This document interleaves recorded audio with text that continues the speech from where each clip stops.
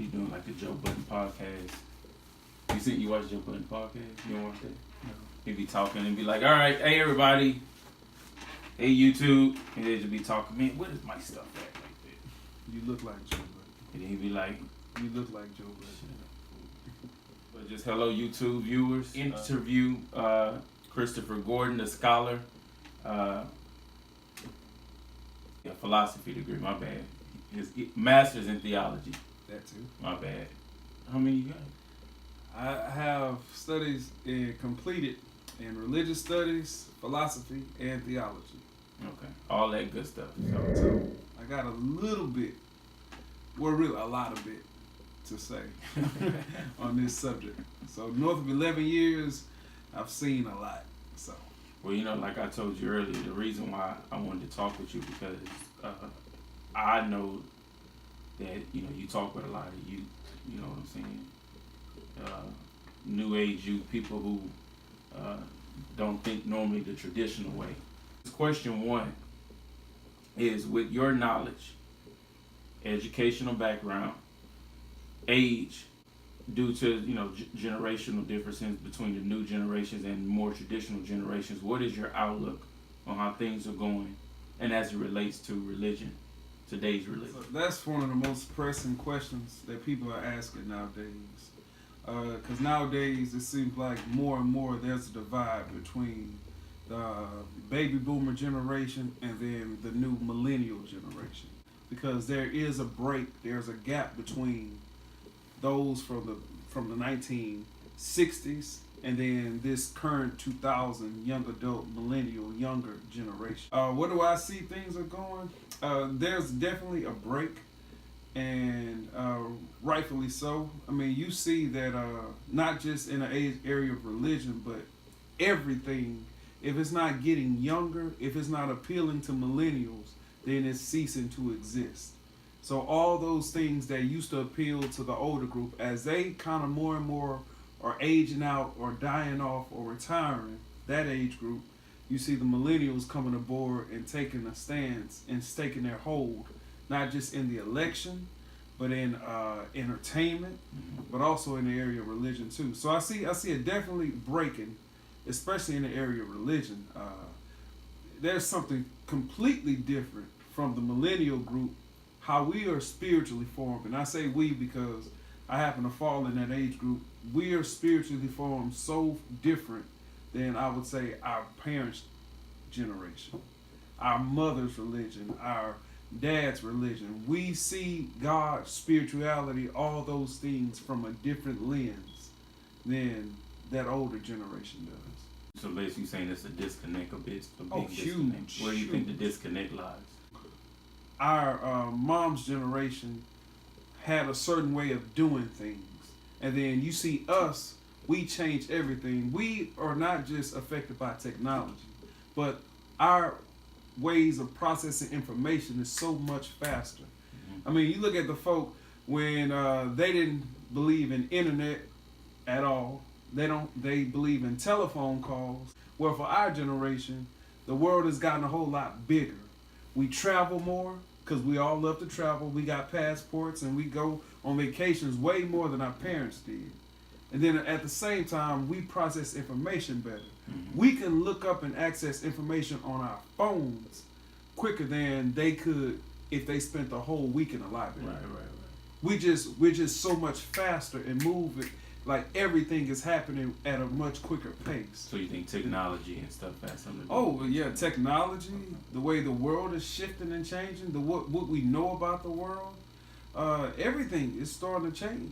My next question is, how do you think we can recover and get back on track with all the current changes of the media, the world as it relates to current day religion?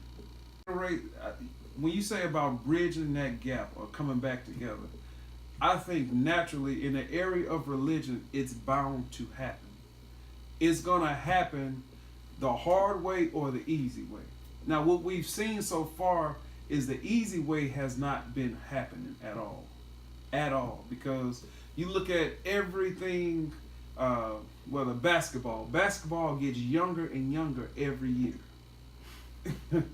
Because you have a whole influx of new players who are faster shooting. They're already, basketball is a constant regenerator. The U.S. Olympics too. Yeah. They get younger and younger every year. U.S. Olympics, yeah, they got young people in it. There's always a prize for Rookie of the Year. Yeah. For always fresh blood. And every other area that does this usually has a good longevity. Now, you ask yourself in the area of religion, and I'm going to speak specifically for the church. The church is that one place where they don't import an influx of new blood. They pride being, we done it like this for 30 years. They pride being old. They pride being stuck in that same thing. And I can prove it, especially when it comes to millennials. You look at a millennial group, and they say we're one of the most educated compared to other generations. And we can be the lead teacher at the high school. We can be the senior analyst. We can be the lead engineer. We can be the project manager for Verizon. But when you come to the church, that's the one place where you don't see a millennial in leadership. They can lead all across. You can be a young 22-year-old police officer, and when you pull somebody over, they still get a ticket, whether you've been on the force for 40 years or you've been on the force for 2 years. Millennials get respect and can climb the ranks in every area of their career field except when it comes to the church. That's the one place where we say, no, you just a young adult. No, you ain't ready yet. You still wet behind the ears, you know. And they pat you on the head and they stick you at the back and say, wait your turn, young man. Which makes them probably feel not accepted. Oh yeah, and it's hence why a lot of millennials just say, you know what, bye. Yeah.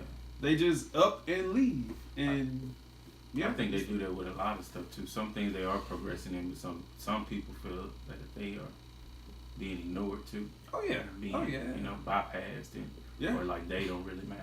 Oh, of course, yeah. Definitely. And why am I gonna come in here and sit here for 2 hours and listen through this whole thing when you ignore me? Right. When you don't take into account anything that I'm able to do. Right. And then at the same time, and here's another thing, since I said we were spiritually formed differently, when you're not meeting my spiritual needs, you're not talking to areas of life that I'm dealing with. Meaning that sermon that you're preaching has no effect to me.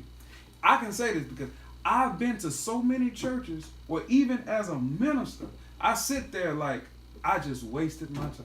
Like literally nothing that was said from this message helps me in my situation that I'm dealing with. We are spiritually formed differently. And you wouldn't go out and try to use the original iPhone 2 because that mug is outdated. Why are we still trying to use the original iPhone to service people needs when you got an iPhone 10 that connects to Wi-Fi automatically? That's cool. I like that. Yeah. I like that. Well, I appreciate you for taking out this time, you know, and just kind of shedding some light. Well, y'all heard it. Something to think about. All right, y'all take it easy. Have a good one. We'll catch y'all on the next one.